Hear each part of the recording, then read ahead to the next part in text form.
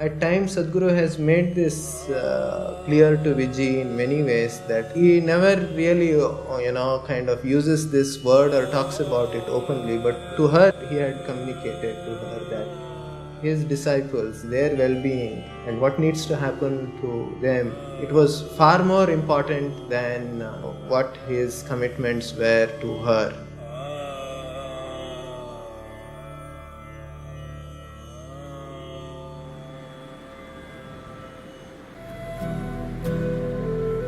Swami Nirmalananda was somebody I knew for a long time. I have met him almost 20 years ago or more in a very strange kind of atmosphere, and ever since then, we've been little dallying with each other. 96 sometime early, we went to BR Hills, me and Vijay went there once. Radhe also was there at that time. We were talking to him and he said, next year, January, when the Uttarayana comes, I want to leave. I asked him why.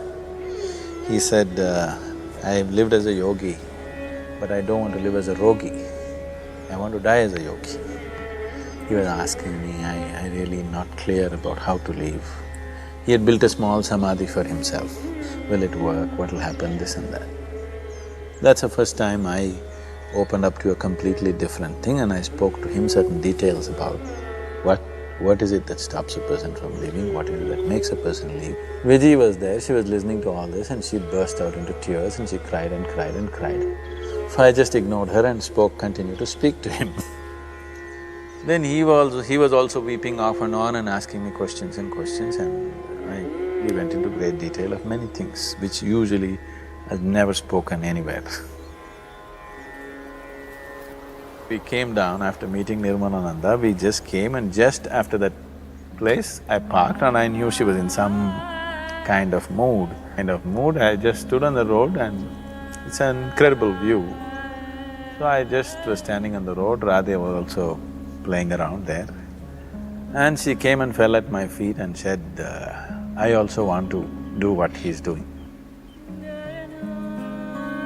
I was just trying to joke and try to sort of dismiss the whole thing. She was crying and she was saying, I want to go like him. I said, okay, are you willing to do the sadhana? You do it, let's see. I never thought she'll have the perseverance to stick on to it like forever. So I told her a few things, that you do these things, let me see how seriously you do. If things come up to that stage, we will see. From that day, she just went like, she was another person altogether. Suddenly, the last 8-9 months, she became all focused and like that. Because the way she was going, I saw she's going so intensely, and after 2-3 months, she even started talking confidently that she's going to leave in another… Then I tried to slow her down a little bit. And I said, what's the point now? All these 12 years of marriage, we were only traveling. Only now, just then, we just had a place to live. She could call her own and cook and do things, which meant a lot to her, I knew. So I said, what is the hurry? And the girl is just 7 years old. I said, things are working out well for you also, why now? So she said, right now my inside is feeling absolutely beautiful and outside everybody is wonderful to me. This is the time I want to leave. I don't know how long I'll be able to maintain this. All my life I've been confused, feels everything. Right now I'm in a space where I want to be. I want to live like this.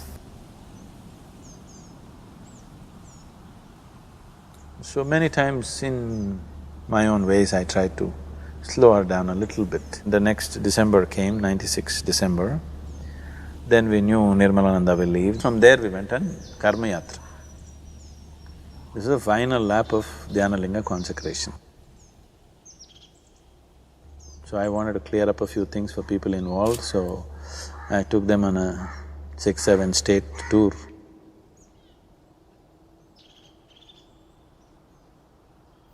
I have nothing much to say. This 12 days trip is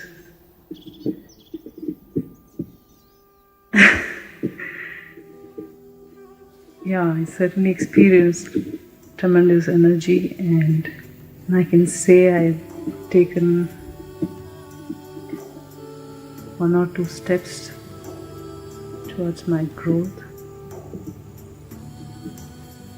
And certainly it does help me to be a little more mature person, and I consider myself very lucky to. I only hope that I carry and be of some useful to everyone.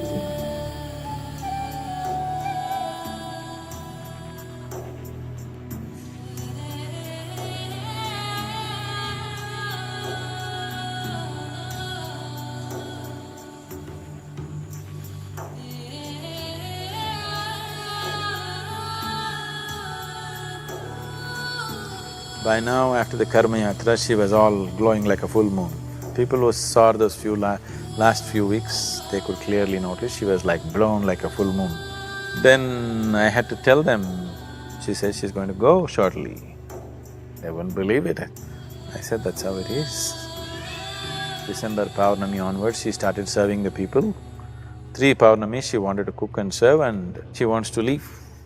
Then on 21st, we dropped Radhe at school. And that's when she was talking to Radhe already that I won't be there after some time. The girl was just about fine, she didn't take that, and we came back 21st evening from Ooty. 23rd evening is when she left.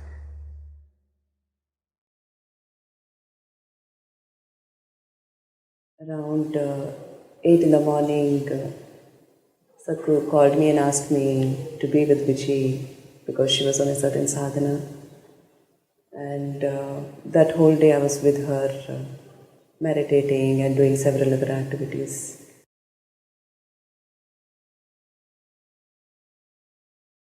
Shambho, Shambho, Shambho, finished. It was… Just before that she went out, about 6:11, 6:12, that's the time. About 6 o'clock, she went out, she wanted a rose flower.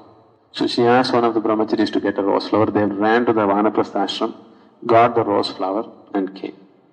She held the rose flower in her hand, Shambho, Shambho, Shambho. Just 7-8 minutes, it was over.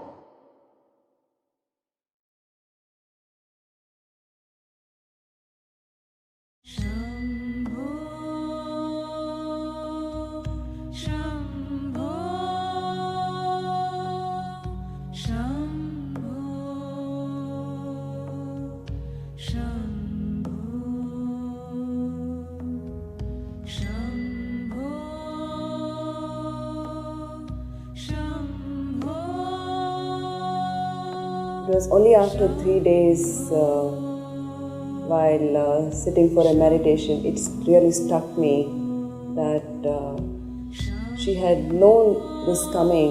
It's like her Mahasamadhi is just a promise to me.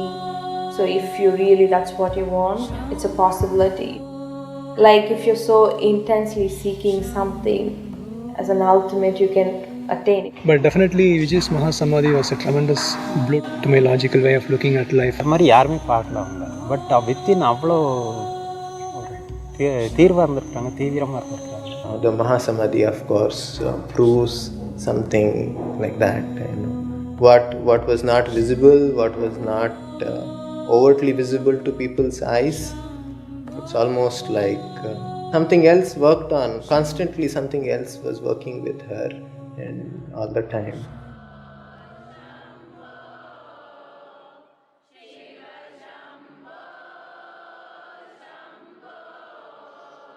In the yogic traditions, held as a very sacred day, because many beings, either out of intent or just sucked into it, either chose or got induced into shedding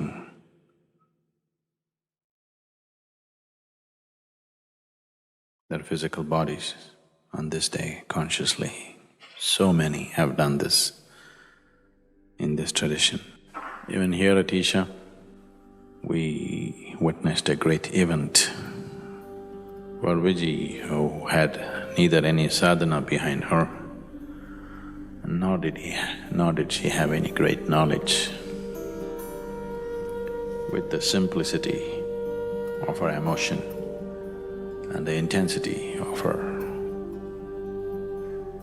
focus towards what she wanted. This happened too effortlessly. The effortlessness which even accomplished yogis would go through a little bit of struggle to do such things.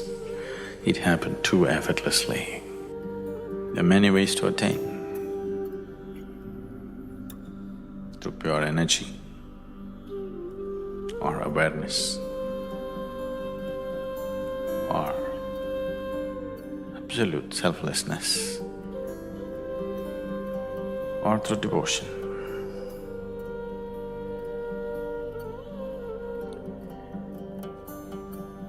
Devotion I put last, but it's the quickest way. I put it last because the line between devotion and deception is so fine, a lot of people will miss it. As they get more and more overwhelmed with deeper and deeper bursts of energy within them, slowly they become devout. That's good. The wisest ones are always devotees. It's a different kind of wisdom which logical minds can never understand. They grasp life in a different way. Vijay was bursts of devotion and confusion, devotion and confusion. When she held on to a devotional spell for long enough, she made it. That's been the way, that was her way too.